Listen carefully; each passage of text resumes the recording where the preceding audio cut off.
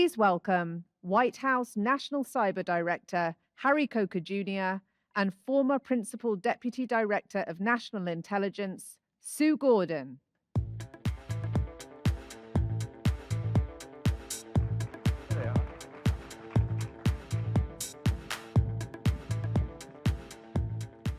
Mr. Director. Ma'am, the Honorable Ma'am. Yeah. And she's also the most accomplished basketball player I know. Only if you don't count performance. Three-time captain at Duke University, Aye. as you can tell by those colors, huh? Got a rep. Well, Go Devils. but thank you for joining us today, Sue. I'm so glad. Always delighted to be in your presence. No, it's like best friends. Indeed. Like you and I have had these careers that no one had rights to, where we've done a lot of things, and now you end up in the moment that is going to change the world. So Yeah. don't screw it up. Well, and as you said, we're so blessed to have these opportunities. And I'm grateful for it. Yeah. Just the opportunity to have an impact, to follow role models like you and former Congressman Langevin. Thank you, sir. We Jim? appreciate not just your presence, but your legacy. Thanks for everything you've done, sir. Awesome. Well, it's good to see you, sir. MITRE and cyber right now. So let's start a conversation. Let's see where we can take it. Okay. I will get to where I was going to start. Okay. But big day for the National Cyber Director with the release of the National Cyber Strategy Implementation Plan. So, yay, because I think this is the version 2, which means we just keep growing. You wanted to use it is what everyone's hoping for. So how about if you give us kind of the wave tops, top takeaways, and some of your favorite elements? Great, appreciate it. And I have to thank our team for getting it done. And the team is not just ONCD. One of the brilliant things that my predecessors, one of whom is here, and hopefully others are there, did was they made this National Cyber Security Strategy America's document, not ONCD's document, but worked across the federal cybersecurity ecosystem, public sector and private sector, to get the best ideas and to work those into, again, America's National Cybersecurity Strategy. Great strategy. And as you well know, strategies can be well written, but not nearly meaningful unless there is an implementation plan that goes with it. So the team, again, worked with our mission partners, and our mission partners are public sector and private sector, to develop the National Cybersecurity Implementation Version 1 that had 69 initiatives focused on the two primary shifts that were in the National Cybersecurity Strategy. Number one, shifting the responsibility, not the burden, shifting the responsibility of defending cyberspace from the end users to those that are more capable, the federal government and big tech. The second one is to incentivize long-term investment in resilience. So that's in the strategy. The implementation plan, version 1, takes those two big shifts and the 5 pillars and has them in 69 initiatives that we need to accomplish. We just released, as you noted, National Cybersecurity Strategy Implementation Plan version 2, which has a lot of elements, as we discussed earlier, 100 actions that we need to take, but we have partners that are going to help us do that. So it is exceptional in that it's a transparent document, it's open and available to the public, and it's an accountability document. We have lead departments and agencies for each of those actions. We have deliverables, and we have due dates. And as former program managers, that's something that resonates with us both. It flows from the strategy into the implementation plan. It has the accountability that we need and the transparency that our partners need as well. Right. Yeah, that transparency piece isn't just about the responsibility of government to keep the trust of the American people, but in this case, it is to engage the private sector and the public sector, because they have so much responsibility for security, right? They are making decisions every day, so to see that is incredibly important. So measuring outcome is my passion. Yes. But it is super hard to do. Yes, it is. So talk about how this implementation plan version 2 gets us toward the moment of being able to measuring outcome that allows then everyone to say, okay, here's what we need to do, right, once you can measure what you have going on. Good, and that goes back to our program management heritage. does. Not just that we're delivering, but what are we delivering and what's the impact? And I'll be frank right at the outset, we need your help in developing measures of effectiveness in cybersecurity. As a matter of fact, when we issued a technical report earlier this year on memory-safe programming languages, that's what most folks focus on. But the second part of that the tech report talked about software measurability.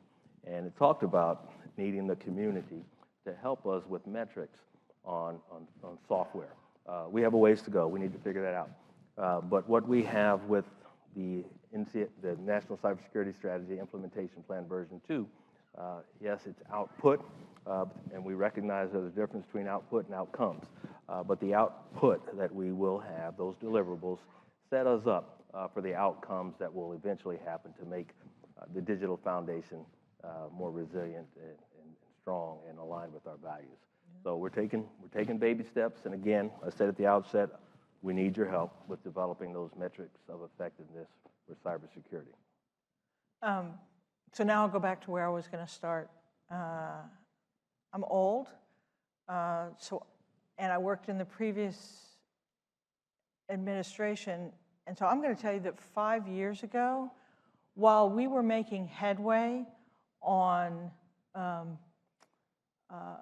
both understanding the cyber threat and what we were going to do about it nationally, what the second half of that administration, what this administration has done from a federal perspective, from the Solarium, from the cyber strategy, from what CIS is doing, what the White House is doing, what National Cyber Director is doing, is pretty inspiring. And the people who have filled those positions are inspiring, including the one I'm sitting with now, but Kemba, it's great to see you here as well. Give us kind of the secret to Coda Ring, to understanding the federal ecosystem of cyber players. I mean, because sometimes it's hard to figure out, even if you're an insider.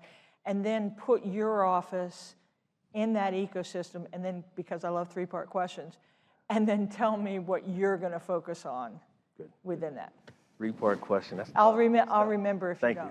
don't. I'm First here for thing, you all. you mentioned the leadership that was there in the cyberspace.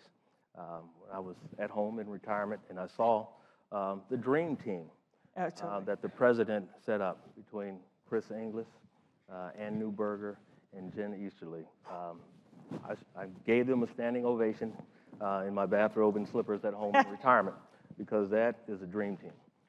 And there was no doubt in my mind that America would make progress on the cybersecurity front.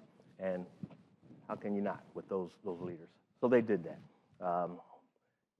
And a key aspect of that should not be lost on anyone. One of the key jobs of the Office of the National Cyber Director, ONCD, is to bring coherence to that federal cybersecurity ecosystem. Congress got it right in that we had exceptional mission partners, but we needed to be more coordinated and have coherence. And that's why ONCD stood up, and that's what ONCD has delivered. I dare say no other entity was going to bring together all of us and have a national cybersecurity strategy and the concomitant implementation plans and the posture report. So that's just a demonstration of what we can do when we work together and press forward. Our partners in that federal space are invaluable. Name just a few of them: CISA, NSA, FBI, Cyber Command, and on and on and on. We need them all. That's one of the great things about this role, bringing coherence, and that there is clear recognition that we will not succeed without our partners. We shouldn't need that incentive, but it's there to push us in the right direction. So we're going to do that. Also need to be clear that ONCD in serving as the President's Principal Advisor on Cybersecurity Strategy and Policy, we do not have an operational responsibility. We have great partners in that operational space, again, CISA, FBI, NSA, Cyber Command, and more, but we do not have an operational responsibility. We work with the National Security Council. They have a much broader remit than cybersecurity. They have all the tools of national policy under their purview. We complement, do not compete. We complement the National Security Council. On the operational realm, again, I mentioned FBI, NSA, Cyber Command, CISA, and others. Their strategies flow from that national cybersecurity strategy, and I'd be mistaken not to include the Department of State in that as well. They issued their international cybersecurity strategy just yesterday, and it was great to have Secretary Blinken here to talk about that. So it's great, we're all on the same team. I mentioned all those government department and agencies. Again, the private sector, they're invaluable. We will not succeed without those partnerships as well. I think the third part of the question was our priorities now. You know, the easy answer is to take the actions that are in the NCS implementation plan and make those happen. But as you and I discussed earlier, there's 100 in there. That's a lot of actions. And so the areas where we're focused on are continuing to strengthen the partnership. We were in a session earlier today with, I think, 16 CEOs of big tech companies. And they talked about the progress that the federal government has made in less than a handful of years. We've tossed around the term public-private partnership, but it was pretty much a one-way relationship, where we would ask the private sector to provide us with information and capabilities, and we wouldn't reciprocate. It was great to hear, and I've witnessed it, but I heard it today, that the private sector acknowledges that the partnership, while we still have a ways to go, it is absolutely stronger than it was a handful of years ago. So continuing to make that progress is a key priority of ours. I'll also add just a couple of more, and I can go on and on about priorities because there's that much work that has to be done. Well, I'm willing to come back to it as we keep going on. Good. Sector risk management agencies. Those federal departments and agencies that are the primary conduit for the public-private partnership with the owners and operators of America's critical infrastructure. We need to continue to strengthen them.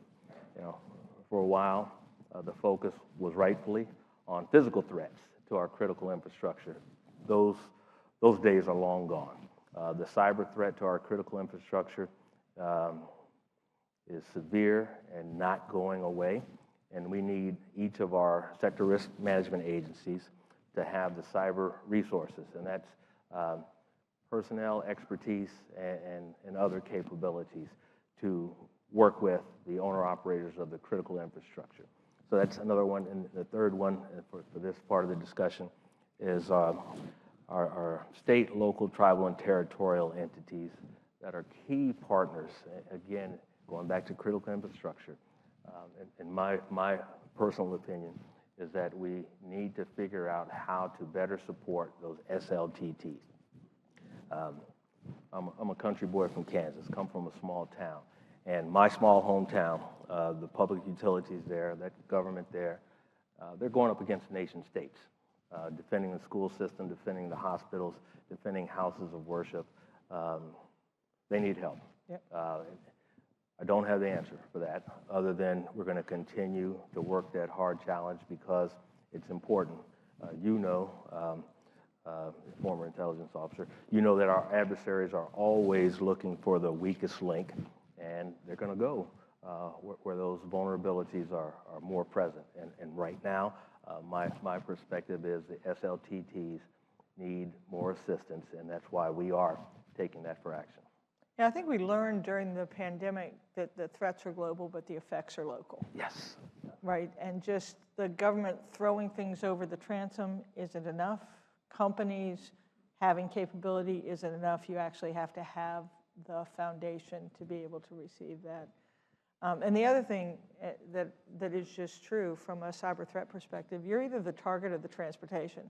So this is not an era where anyone can sit back thinking, well, I'm not going to be it. You are going to be it, and you're going to be affected in one way or another. So I love that focus. We'll get back to critical infrastructure because it's one of my favorite topics, but I particularly appreciate the focus on state and local. You know, we've seen it with what we've done with election security and how much headway we made when we focus that, so go get them. But you can't have two former intelligence officers sitting here on a stage without talking about the threat environment. Go. Yeah. Well, and I'm glad you mentioned that because one of the I said two of us, but one of the key actions that the collective we have to take is to make sure that the public is aware of the severity of the threat posed by cyber, the threat to our way of life. Had the pleasure of testifying. I know it's hard to imagine saying pleasure and testimony at the same time. Hey, they're our partners. We need Congress. Yeah, absolutely. Oversight is good. I keep saying that. But it is. On 31 January, now a former chairman, Mike Gallagher, called a hearing with myself, director of FBI, director of CISA, and the then director NSA and commander of Cyber Command to talk about the threat posed by the PRC to America's critical infrastructure. It was great to have that hearing, again, because the American public and, frankly, the international public needs to know that we are under unacceptable risk posed by malicious actors with regards to our critical infrastructure. And that day, Director Wray did announce the takedown of an obfuscation network that, again, posed unacceptable risk to America. And what was important there was that it was not put at risk for espionage purposes. The critical infrastructure was not put at risk for financial gain. Our critical infrastructure was put at risk by the PRC so that in case of conflict, they would be able to destroy, diminish the ability of the United States military to mobilize. That's unacceptable risk. The public needs to be made aware of that, needs to be reminded of that, and needs to demand action from us to address that risk. Yeah, I think as you were talking, what makes me think of is that we think too often about cyber as the point. Listen, in 2024 and beyond, for sure, every interest of our adversaries and competitors is going to go through the digital space, as it will for us. Ensuring that it is secure, available, resilient is super important. So I love that you said that and talking about why it is so. Because when you get to the critical infrastructure by realizing one version of an interest of our ally and competitor, and we need to protect against all of them, which is why companies have to be strong, which is why government has to be strong, individuals need to be. So, great topic. And on that point, Sue, if I could, just yesterday when Secretary Blinken was here, I had to write down one of his statements talking about that point, where in years past, he said science and technology, I'll go with cyber, was relevant, but he said now it's central. And it's central to our way of life, it's central to our strategy and to state strategy. But from relevance to centrality was his point, and I could not agree more. Yeah. Agree. But how about if you do indulge me and do a little bit of a romp around the world in terms of the nature of the threats? Yeah, okay. I mentioned... and I'll leap into the fray if... Please. I know you still have that... can't help it. Can't take it out of the analytic mind. But I mentioned the threat to our critical infrastructure. I'll run down the list. I'm not a big list person, but threats don't leave my mind. Ransomware, cybercrime, that's also another challenge area, not just for the government, but for our public. We have to corral cybercrime in general, ransomware in particular. I can tell you that we're working hard on that issue, and I'll also tell you that there are some basic measures we can take and we need to take to address cybercrime. And just back to the strategy, it's all there. But threats to the infrastructure, ransomware, another huge area that impacts everyone here is supply chain. Too often we overlook that or take it for granted. It's almost insurance by chance, just rolling the dice. We can't afford to do that. So that's a huge area that we have to take a look at. And then technology. I know you're a technologist. You didn't just play one. You are one. Artificial intelligence. That's probably the biggest impactful technology that's been made available to the public. And then that's there. Not something that we should shrink from. Although I've listed in this threat landscape, there's also opportunities, and the challenge that we have to do is with any technology evolution, we have to put our values there early on. And that's where there needs to be recognition that we've never relied totally on technology for things. It's humans that have to be there, and especially in the case of artificial intelligence, we need to have our values imprinted on that as it goes forward. So I think you did this, and I'll spend one more last second on kind of threats and opportunities. What's the most hopeful thing you see right now in terms of us being able to understand and impose cost on and counter the threat? And then what's the most hopeful thing you see going on in terms of our ability to assure resilience? Yeah. Hope and change and challenges, right? Right, hope and challenge. I think I was going to do challenges, you're going to do hope, but okay, I'll start with hope. I'm hopeful. Well, I'll be, I can be hopeful. Yeah, I know you can, and we'll get to that too. And I'm certainly challenging. Yes, I am. I'm on the hope front. I'm comfortable and confident that we have the right players. And again, back where I started out with partnerships, there is a realization that we will not be successful without our private sector partners, with our partners, not just across the federal ecosystem, but again, SLTTs. We have to have those folks. So I'm confident, I'm hopeful, I'm confident that there is that realization. I'm hopeful that we will eventually get to the proper resourcing for those entities that aren't resourced right now. And I can compare private sector a few years ago, and sadly some parts of the private sector right now, to some state, local, tribal, and territorial governments that look at cybersecurity as an inconvenience. Still overhead. As opposed to an imperative. Last Monday at the White House, we had a convening on workforce, and we'll talk cyber workforce later. But one of the key messages was that cybersecurity impacts every industry now. It's not just high tech. We had transportation represented, we had food and agriculture represented, we had education represented, we had manufacturing, we had facilities, on and on and on. And the common thread was each of those industries, which are part of the critical infrastructure, have cybersecurity needs, not just in capabilities, but in talent as well. So I'm hopeful that that message will continue to grow.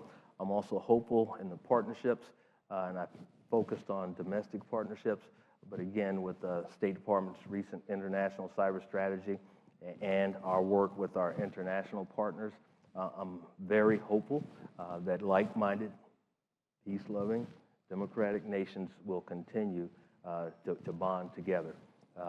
In the words of the inaugural National Cyber Director, our dear friend Chris Inglis, we need to get to the space where you can't defeat one of us unless you defeat all of us. And that's, again, back to partnerships. So I have immense hope on that partnership front. Yeah, well, I totally agree with you on that. And I think if you look at, we won't dive into Ukraine, but if you look at Ukraine, Ukraine is a great example of exactly what you said, is the amount of cooperation, not only within the country, but without, that has actually led to a surprising resilience that might not have been obvious at the beginning of it. And it has been companies that have thrown their lots in. Yes.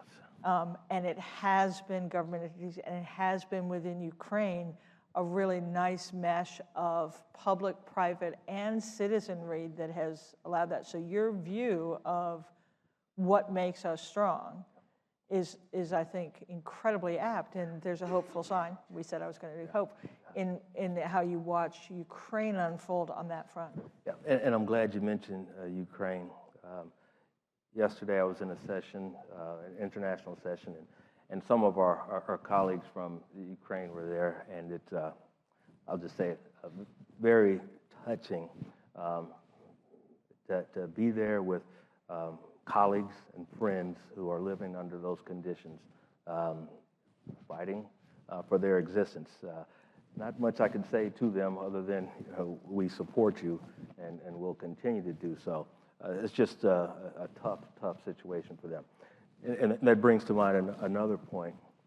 Recently, I had a session with one of our leaders, and he conveyed his concern that the world is suffering from anchor bias with regards to Russia's performance and cyber activities, integration with more traditional kinetic warfare. And the context there was at the outset, Russia's cyber activities underperformed. And we could look at the example where they took action against a satellite network intended to deprive the Ukraine of tactical communication. Mm-hmm.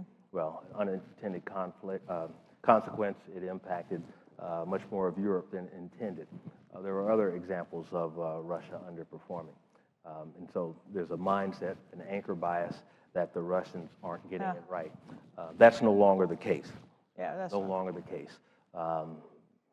Lessons have been learned and applied, and Russian cyber integration with their traditional military forces has upped their game. We've seen that in the performance, and we need to respond accordingly in support of our Ukrainian partners.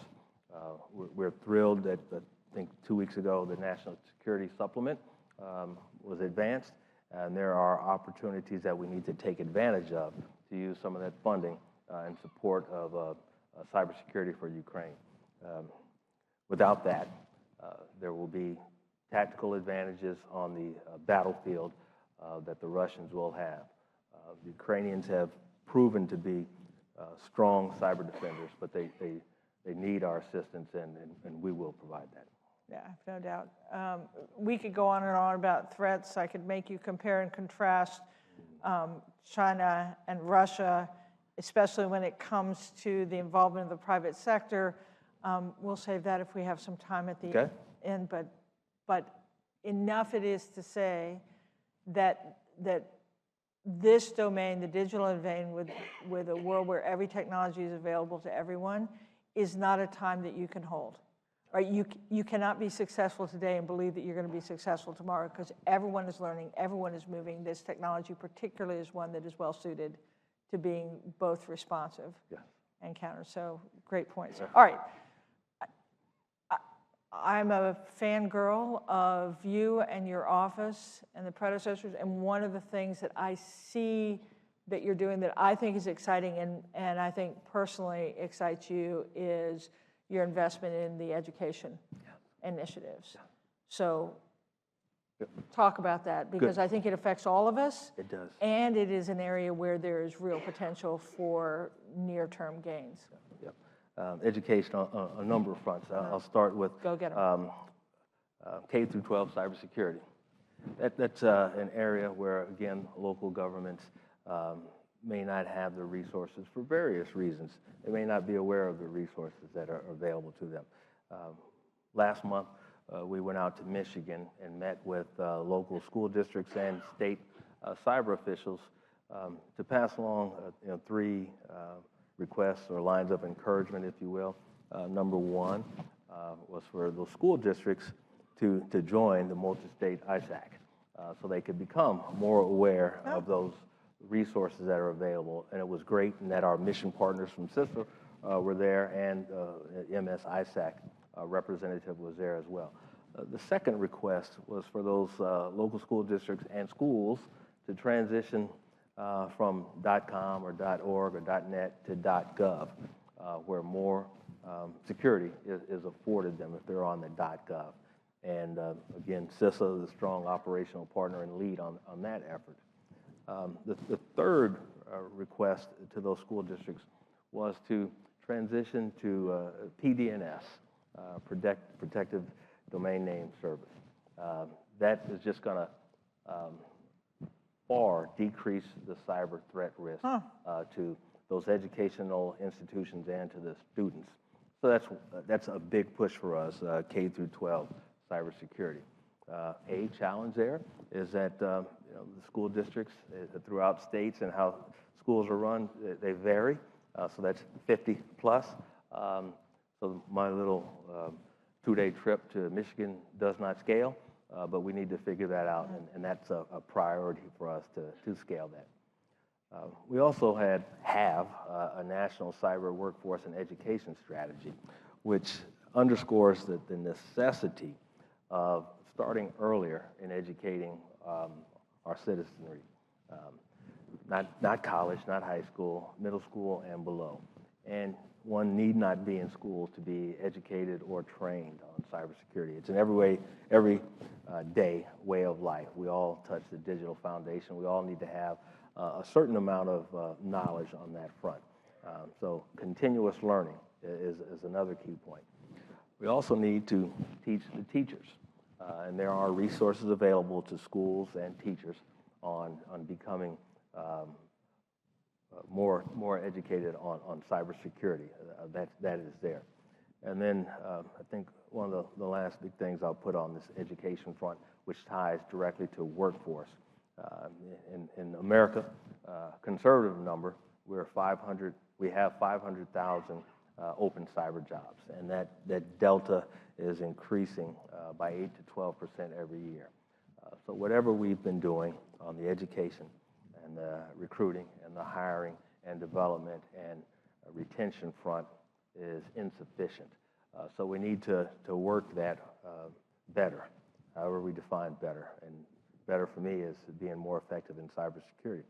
We are partnered with the private sector and the public sector on this front, on how we can have a more engaged and capable cybersecurity workforce in the near term.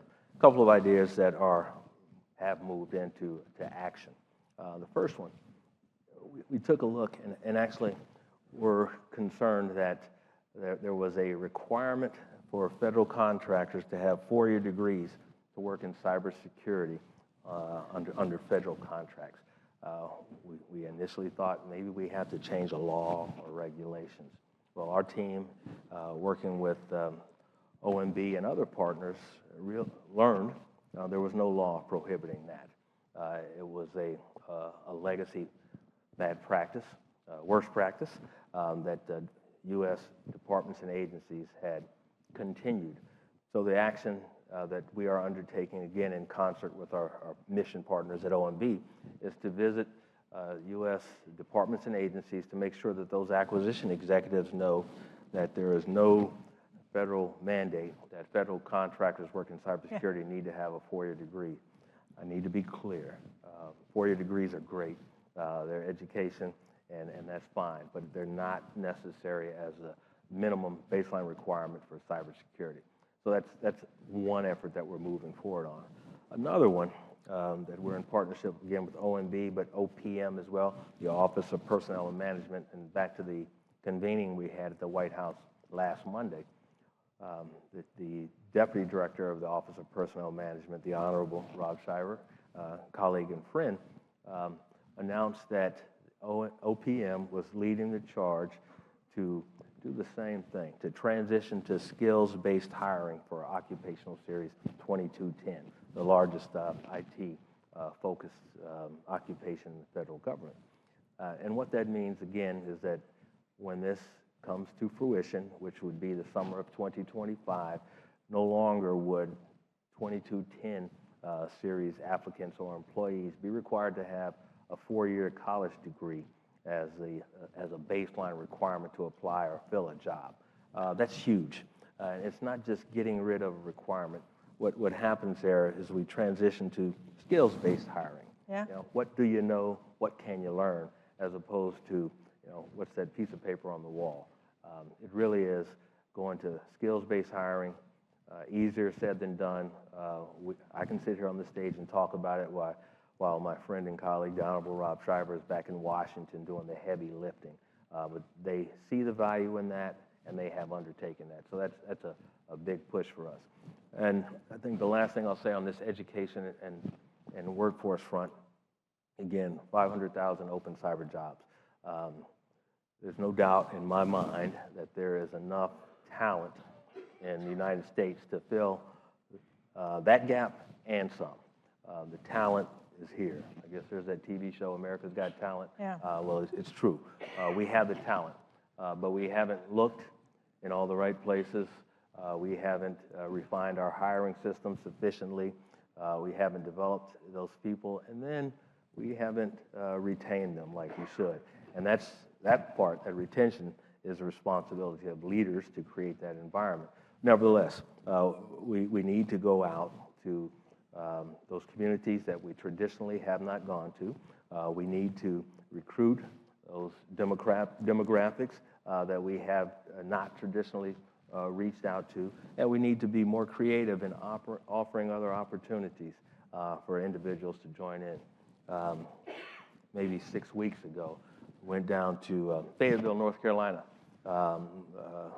Fort Liberty, and we went down there to talk about cyber opportunities, not just for military veterans that might be transitioning out of the military, but for military spouses, some of America's finest. Those military spouses who will move with their spouse every 2 or 3 years from base to base across the country or the world. Well, there are opportunities to work remotely. There are opportunities for them to work at a new location. No doubt in our mind that they are very capable folks. But we went there to Fort Liberty to ensure and to display that the opportunities for military spouses to contribute to the mission as well. I love that. I think talent is probably one of our most significant supply chain issues. You don't think about it as a supply chain issue, but it is. I think the opportunity is resplendent when you think about exactly what you said. One, we have, man, kids today are so passionate and they are clamoring for purpose. Disproportionately, free and open societies are affected when you can't have confidence in your system. So I think it's an incredibly opportunistic. I think going to the localities, I think mayors ought to be incredibly powerful in this, in private sector. You've been partners in education for a long time, leap into the fray. The last thing I'd say, and here's what I love you're attacking, is one of the challenges I think the United States has is we've been doing things for so long that we've fallen in love with the way we do things. And this really is a moment where you have to say we still need to accomplish same ends. We don't have to be wedded to the ways we've done it before. So looking at different populations, unleashing the talent that we have, making people show you the statute when they tell you what you can't do. If we're in the policy shop, change the policies so that we can do what we want. I love that you're tackling this one. I can't wait to see the metrics that you apply to it, because this feels like a real advantage. And one of the greatest strengths that we have as a nation is that we have friends. Yes. And this is another area where our allies and partners globally can leap into the fray with us. We have so many opportunities here, in part because of our size. So if we thought of this kind of in a global perspective, I think you're onto something. Go get them. Will do. I'm glad you mentioned clamoring for purpose. That's so important. So those transitioning military veterans, those spouses of military members, not only do they have the opportunity for good paying jobs in cyber, but they have the opportunity to continue to serve. In a public sector capacity or in a private sector capacity, it's still defending America. And that's another key point that we continue to stress with those 16 critical infrastructure sectors being primarily owned and operated by our private sector partners. That's a part of our nation's security. That is national security. So good paying jobs with a purpose and the opportunity to serve. Asking for a friend, is space considered part of our critical infrastructure? Yeah, I'm glad you asked that, and I'm glad I get to talk about that publicly. And I'll put definitions aside. You know me well enough to know I that do. That's I'm why. not a- That's why. I I'm threw not it a in, formal brother. person, and you also know me well enough. Sometimes I talk too much. But since you teed it up, here we go. Space. If we did not have space systems available to us, how would our lives be? I'll just say a lot different. Yeah, it's the infrastructure that a lot supports different. human activity. Yeah. So regardless of how it's categorized in any document by any entity, we must protect space and the services that it provides. It's at the top of the list of priorities. So what are we doing about it? We are working with our partners, the National Security Council and the National Space Council, to work across the interagency. I'll come back with more specificity to develop a minimum set of cybersecurity requirements for space systems. We've reached out to DoD and the IC for those folks to come back with a set of requirements. We've reached out on the civil space side as well to come back with those requirements. And we'll develop those, and then we'll work through the interagency to ensure that those requirements, those minimum set of cybersecurity requirements, are in place. It needs to go further than that. It need not stop at just U.S. government systems. Our commercial space, you know it's critical to our way of life. So we need to work with our private sector partners in commercial space, and we also need to work with our international partners as well. So space is essential infrastructure, and we have to protect it. You know, Harry, thanks, and for the directness and taking on. You know, for the audience, one of the things I was as you were answering that, I thought of one of your earlier comments about that your office is not with a special authority, doesn't have line hierarchical authority. I came from a position that didn't have that, and I will tell you, there are some advantages to that. Number one is you can be faster. When you are effective at getting people to work together and you don't insist on controlling those entities, the moves you can make together. So just for you all, don't think that a position that doesn't have direct authority like a secretary of a department, man, there are sometimes this convening and this creating concerted effort can be incredibly powerful, but it depends on the consent of the governed. So it's kind of on you if he's successful. Yep. Thank you for that PSA. I appreciate it, my friend. And I'll also add that you know, I've had a lot of leadership opportunities in the military and since then. And what I've always found to be most effective is informal leadership, informal authority, as opposed to the formal authority, pulling rank or saying I'm up here on the org chart, you better do what I say. That doesn't always work. That can incentivize an entity to take an action which is temporal. We want to motivate people, and that is enduring. So by exercising informal authority, leadership via collaboration, leaving no doubt that we're on the team, not necessarily in front of the team, doesn't matter to us. As long as we are, again, focused on federal coherence, bringing the team together, working towards a common mission, that's what we want to do. And that's, to date, that's what ONCD has demonstrated. And to date, that's what our mission partners have appreciated. They know that ONCD is acting in the best interest of America's cybersecurity. And that just touches on that posture report, where we have the annual requirement to do a cybersecurity posture report on our cybersecurity readiness. And we worked with our partners to be, again, objective in an assessment that is meaningful. And so we graded ourselves. We looked at all those actions that we have from the National Cybersecurity Strategy, and we laid it out. Pleased to announce that we've made collectively, and that's the U.S. government, SLTTs, and private sector partners, good progress. You know I don't like to say we made good progress. I like to say we have to do more. But in this case, we've made good progress, and we have to do more. So we have a ways to go on this needing to do more. Cybersecurity is a space where there's no downtime. I'm reminded of our friends from the Coast Guard. Their motto is Semper Paratus, always ready. And that's where we have to be in cybersecurity, always ready. And that posture report talks to that. That's why I can say we're doing a good job. That's why it also says we have work to do, and we're going to continue to press.